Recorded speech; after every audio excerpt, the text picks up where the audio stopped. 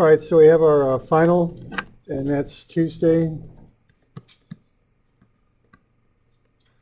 2:30 to 4:30.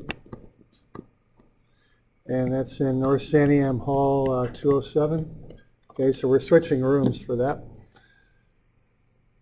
All right, now this final will have different things on it. Of course, the first group of material will be the stuff from the last midterm on. So that started with frames and machines. What you want to do on this is find all the two-force members. Now, I want to mention to those of you online, there's a number of review materials. There's a couple pages of just lists of stuff to be looking at, and then there's some example problems there too that you can pull down. There's also a 3D problem review that we'll go over. Okay. So with frames and machines, you want to find all the two-force members first. Draw a free body diagram of each part of the frame and machine. So make an exploded view, pull it into pieces, and then work your way through from what you know and what you don't. Remember to turn the forces around as you work through different members. Okay. Okay, then we did centroids. You want to be able to make a table, and the table should have the heading shown there.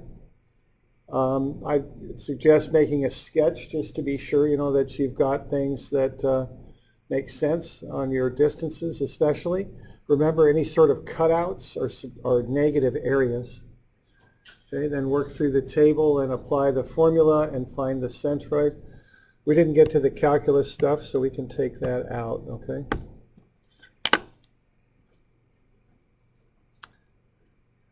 Moment of inertia is the tendency of a shape to resist bending. So I sub x is calculated about the x-axis. So the distances you use when you do I sub x are measured in the y direction. So remember the nomenclature on this. For the centroids, the letter indicates the direction you're measuring. But for the moment of inertia, the letter designates the axis about which you're calculating it. Okay. So they're different. Okay. All right, again, we didn't do calculus on this, so that's gone. Cut the shape into rectangles, triangles, and circular segments. Remember, on the formula sheet, what you're given is a quarter circle. You can put two quarter circles together and get a half circle, all right? So if you get a half circle, that means the centroid will be right on that line that joins them together, and it'll be the height as shown on the formula sheet, which I can never remember this one, but I think 4r over 3 pi is kind of what I remember for that. Is that a good one? Okay. All right. Use the transfer axis theorem. The transfer axis theorem tells us that the moment of inertia about an axis parallel to another one that runs through the centroid. To get I, you take I bar plus the area of the shape times the offset distance squared. Okay. And again, make a table up and fill in the table. So generally speaking, your table will have I bar, it'll have area, and then it'll have the offset distance, and then I put in a column for AD squared, and then I take my I bar plus AD squared. So remember, you do have to make the tables. And just be sure that you can work through these and both the centroid table and the moment of inertia table, because I'm sure there'll be a problem for each of those topics on there, and you want to be able to work through them. Yeah, question? You want the values to look to this right because it takes so much longer to get Well, if you can fill in the table, yeah, that's fine. You know, just do the work in a reasonable way that I can follow. That's always important to do. I'm not nitpicky on what exactly you show. Okay. Okay, so we good on that? But just do some of these on your own and be sure you can walk through and do it. Okay.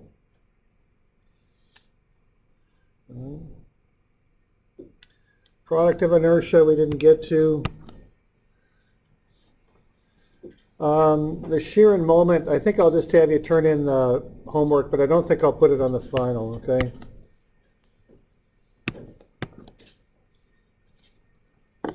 We'll come back to that in strengths, but I do want you to do the homework for that. That'll be due with the final, okay?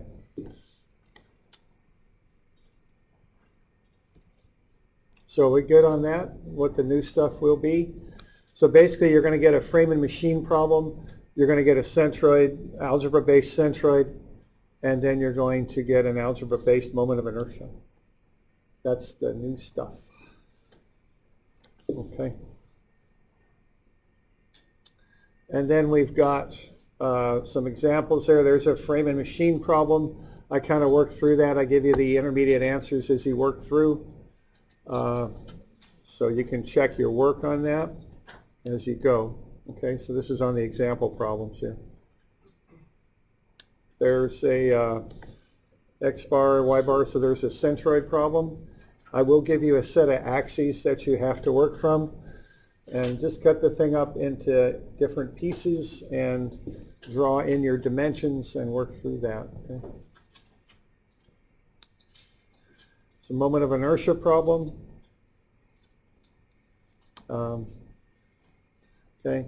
This one you don't so much have to worry about because I'm not going to put calculus on the final, nor this one. Okay. So they're not really germane to what we're doing here on the final. Now there will be some other stuff on the final, so we want to be sure that we know about the other stuff.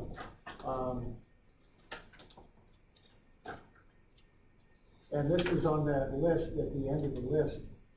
I know I've given you a lot of handouts, but it's kind of at the bottom of the list down here. So the other stuff is there'll be a 3D vector problem on there. All right, and I know it's been a while on this, so I do want to encourage you to go back to the homework or the midterm or something and work through a couple of these so that you can do it. You know, I want you to avoid the common mistake of watching me do something and nodding your head and saying, yeah, I can do this. The way you prove you can do it is you do it, right? So just find a couple and work through these. What could be on this, I don't know if I can get all of this stuff on there, but you know, a position vector will very likely be on there. A unit vector, force vector thing.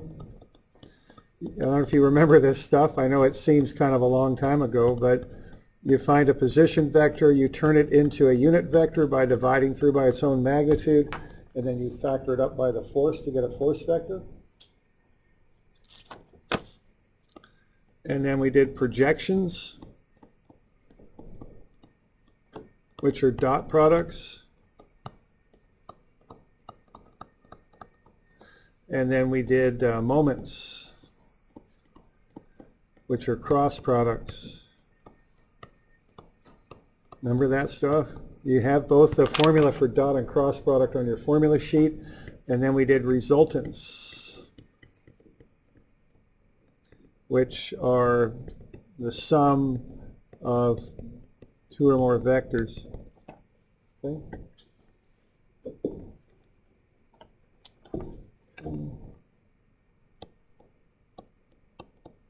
Okay, some other things that could well be on this final is a 2D equilibrium problem using trig. Kind of like the, was it the third problem on the midterm? Something like that. And then trusses. I'll confine trusses to method of joints, okay?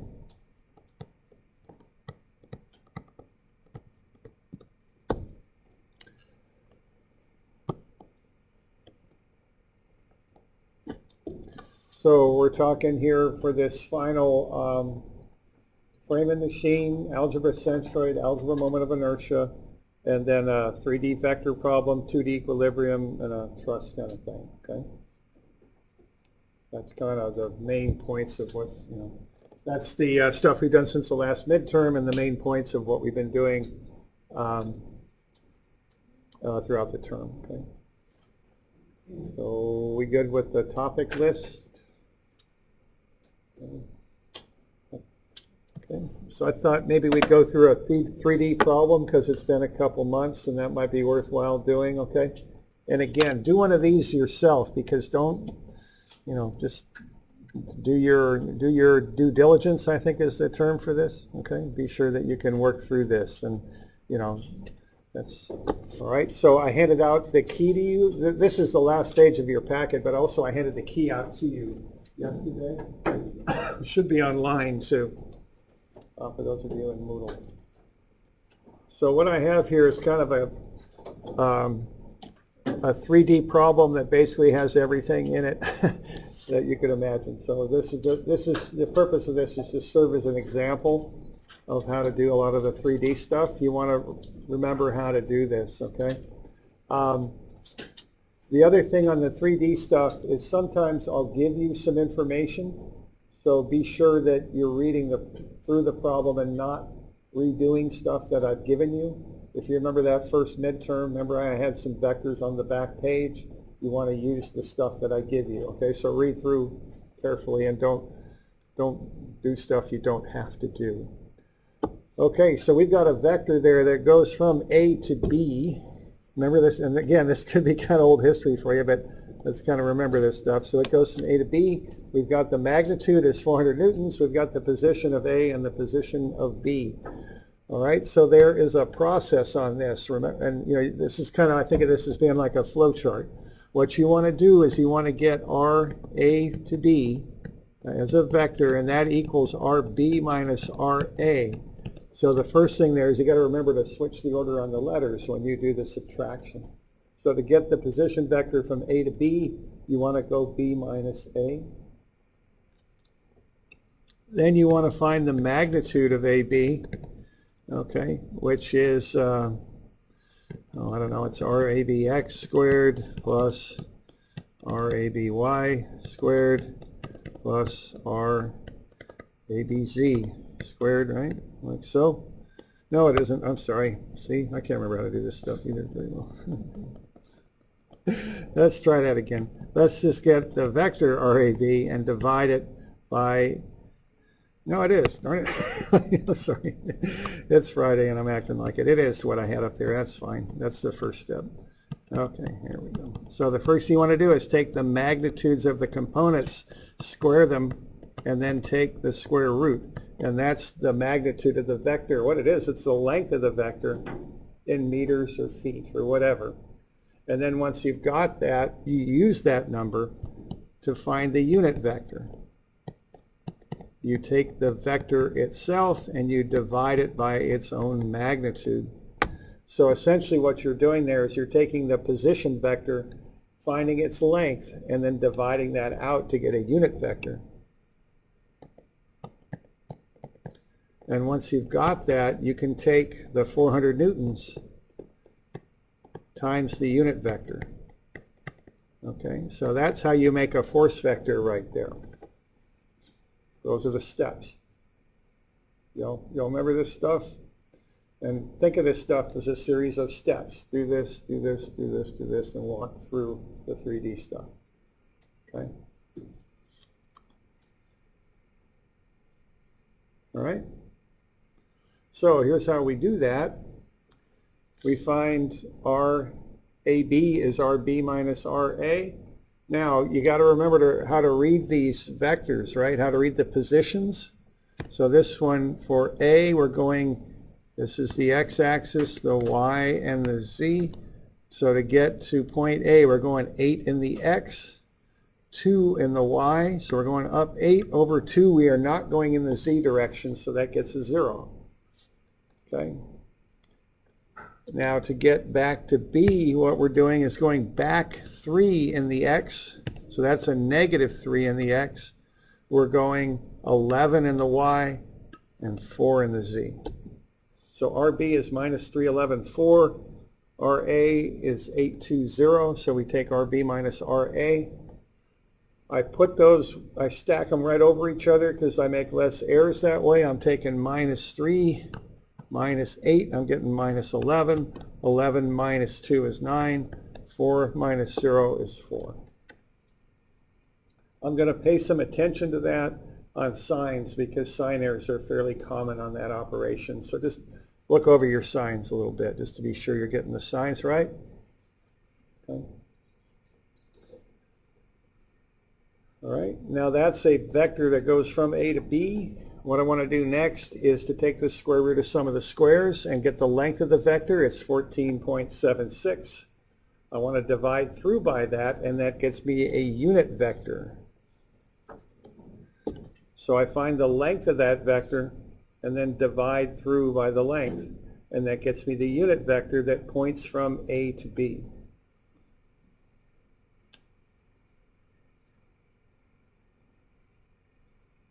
So now I've got a vector that points from A to B that has a length of 1. That's what I get when I get a unit vector. And then I'm going to factor that up by 400. So I'm going to scale up that vector with a length of 1 up by 400. That gets me the force vector, which has a magnitude of 400 and points in the proper direction from A to B.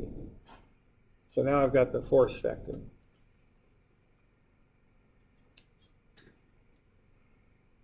So you doing all right with that?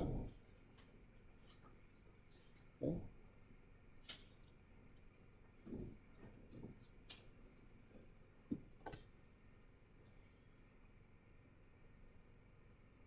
So any questions on that bit? Okay. So we get the force vector, and now what we're going to do is we're going to use the force vector, and we're going to combine it with that arm that goes from C to A. We're going to find the FAB parallel to AC, which another way to word that is the compression in AC caused by FAB. And this is an old handout. This is the terminology I use these days. I use compression or tension, just depending which way it's going.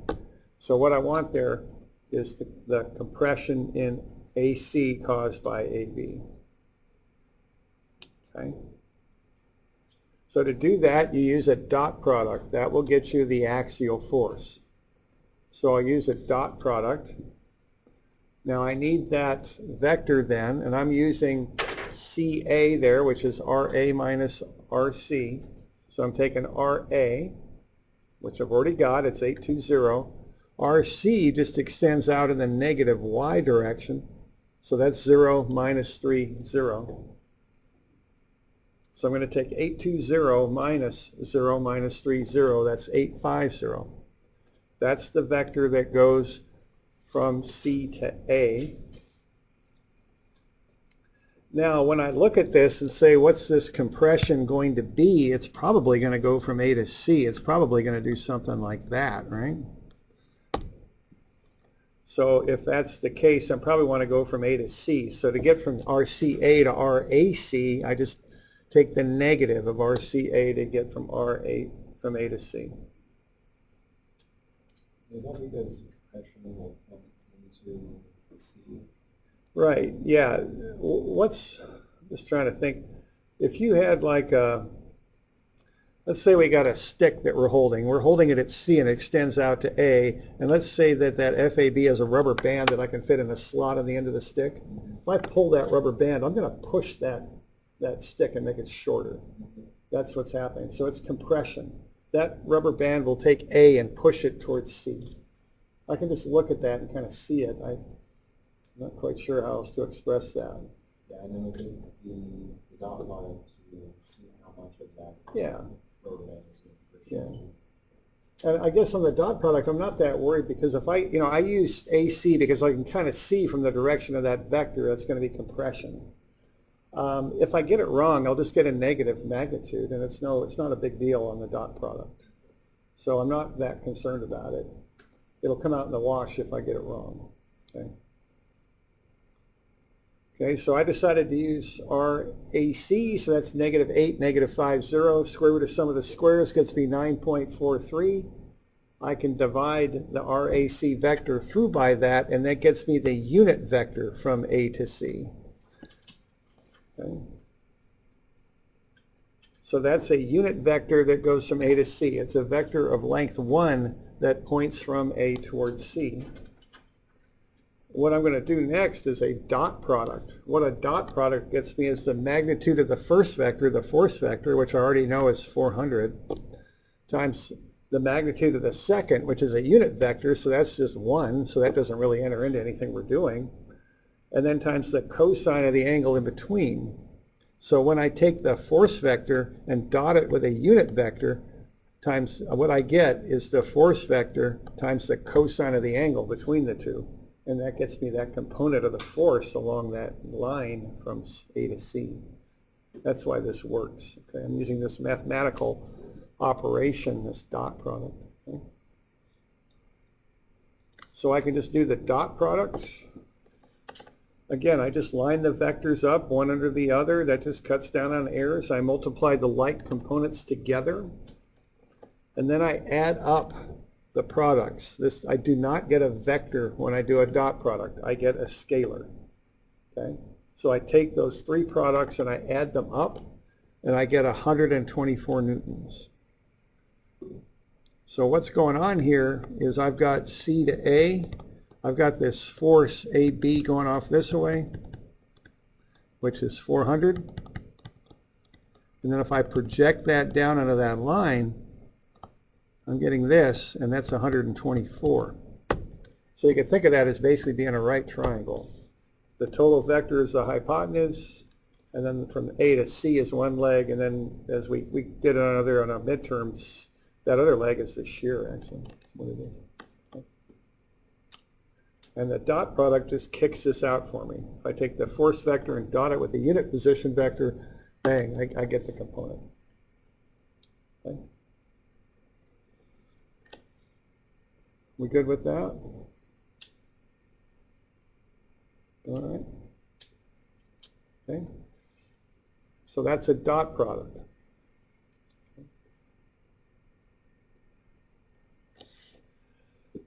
Okay, I also want to find the moment this causes about C. Okay, now that's a cross product. So MC is RCA crossed with the force.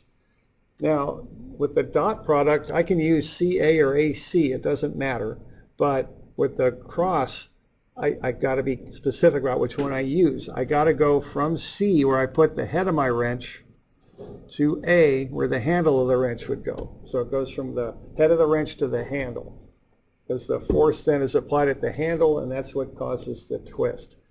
So the vector has to go from the point you take moments about to wherever the force is. Okay. So I've already got RCA, it's 850. I've got the force vector, and then I've got a cross product formula. Okay. Now, if you use the formula sheet, which I hope you will, it's right on there on the lower left. If you learned this in your math class, you might have learned to use a determinant, which is how you learned to do it. However you do it, I don't really care. But keep in mind that if you don't remember how to do this, it's right on the formula sheet. The formula is right there, okay? So you can do that cross product using the formula on the formula sheet. So you just combine the components of the vectors as shown, and what you get out of that is the cross product, which is a vector that is actually AB sine theta. It's a vector. The vector itself is perpendicular to the line made by, or excuse me, to the plane made by AC and AB. So this vector is going up, so the vector is doing something like that. And then by the right-hand rule, you can see that this thing's going to spin like so, okay? And so this vector gets you the moments about each of the three axes, the X, Y, and Z axes. And it's how FAB would spin about point C.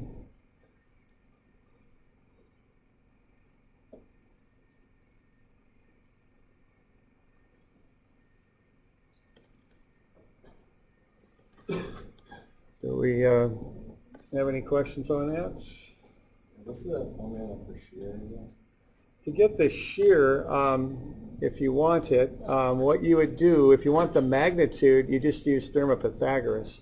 It'd be 400 squared minus 124 squared, and then take a square root. That's the shear formula to get a magnitude, because it's a right triangle relationship. So you can, but you have to remember what the 400 is the hypotenuse of the triangle. So you go 400 squared, which is the hypotenuse, minus 124 squared, and then take a square root. That'll get you the other leg of the right triangle.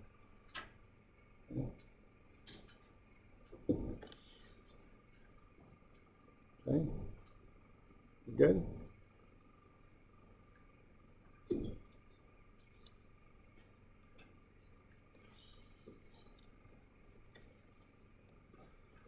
Okay, so that's a little bit of 3D review. Now you got homework problems on this stuff. You got the midterm one. I think I've posted the key for midterm 1, so just do a couple of these, all right? Don't, go through it on your own to be sure you can do this. This 3D stuff is not, it's a little complicated, but it's not, I don't know, it's pretty straightforward in how it's asked. Find this, you do this. If you need to find a compression, you just walk through those steps, or retention, the same steps. If you need to find a moment, there's steps that you go through. For the compression and tension, you use a dot product. For the moment, you use a cross product. Just do the steps, okay? All right.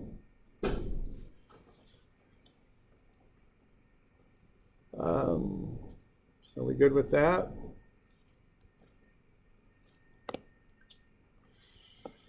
So I got a little bit of, we're good with that. I also got a little bit of bonus coverage there. We got FAB, which we already found, and we got F1. So we can find the resultant vector too. So FAB we already found. I've got it there. And then F1 is indicated by angles and a magnitude. So to find F1 there, you take the 300 newtons, multiply it by the cosine of the angles that vector makes with the X, Y, and Z axes. So you get F1 as 103, 230, and negative 163. Then I just put them in 2 rows, just add up the columns, and that'll get me the resultant vector. If I want a resultant magnitude, I take the square root of the sum of the squares. So that's how you find a resultant. You just add the components of the vectors together.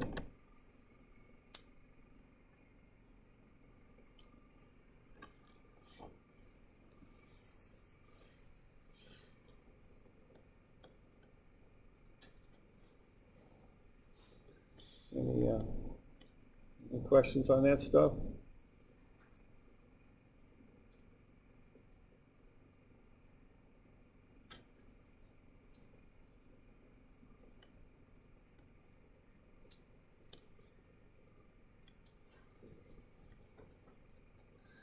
I think we could give a really quick example of serial force on an XY plane. How we would say if it was in the XY plane. Oh, that stuff.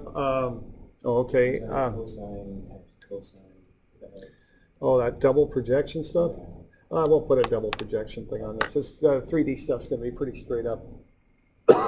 Just position vector to force dots and crosses, and maybe a resultant. It's not going to be anything, it's going to be straightforward, skill based, I guess I would say.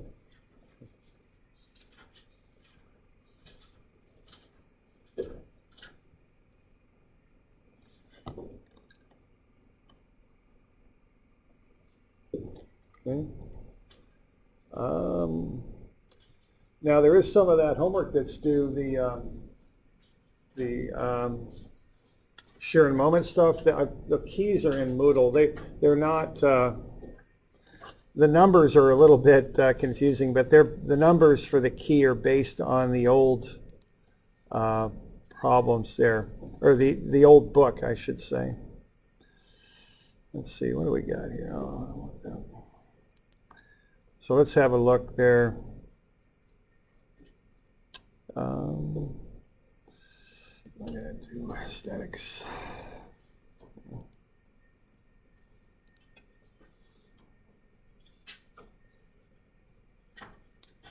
So this homework is due with the final also. Down at the bottom here. Now the thing with the homework is what the problem numbers are depends on which version of the book that you've got. Okay, so it's 382 also and 383. Those are the same for both books. Okay, but then depending on which book you've got, which packet, it's either 391, 392, 393. That's for the older version. The newer version, they're actually renumbered to 401, 402, and 403. However they're numbered, they're the shear and moment problems, the diagrams. That's something that you want to know a bit. We'll be doing more of that in strengths. Why don't we have a look real quick here at some of the stuff in Moodle here too. So, all right, let's have a look here. I'm in Moodle now. I'm down in the homework downloads. Let's see. Okay, here's homework 382 through 393 key. So that's where the key is to the share and moment problems, okay? So if you're doing those, you get hung up. So here's the key, all right? And that has just a walkthrough on some of these equations and stuff. I know they get a little bit involved, so that's just available to you there, okay? For the key, all right? And as I was saying, the share and moment diagrams in the old book, they're labeled 391, 392, and 3. If you have the fall 2019B version, they're in 401, 402, 403. So the diagrams is what I'd like you to do. So I've got the key there that you can look at as you're working through these things. All right. And then the last thing that I've got in Moodle is, again, if you're curious, and I know sometimes people are going into the final and all that, I've got that spreadsheet in here that you can use. It's right there, the grade calculator. And that's a spreadsheet that looks like that. You can enter in your scores, your homework score, midterm 1 and 2, and then put in different final scores, and you'll get what you need to get a certain total class grade, okay, basically. So that's in there if you care to have a look at it. But please don't overemphasize this. Just study the stuff and get ready for it and come in and do it, you know. And just kind of see how that'll all come out. All right. So we good with that? We got any questions? All right. Okay, so we'll call it good there. So we'll see you all Tuesday at 2:30 over in North Santiam Hall 207. That's where that'll be.